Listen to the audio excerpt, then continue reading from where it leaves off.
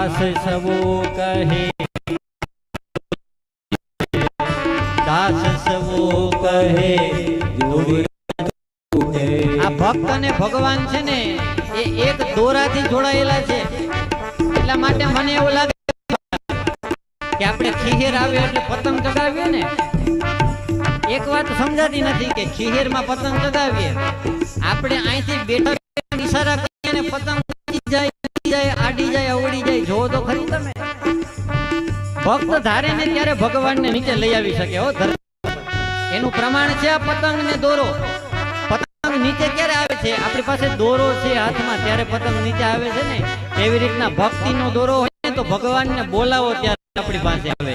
એટલા માટે આ સવાદાસ કહે છે, દાસ સવો કહે, દાસ સવો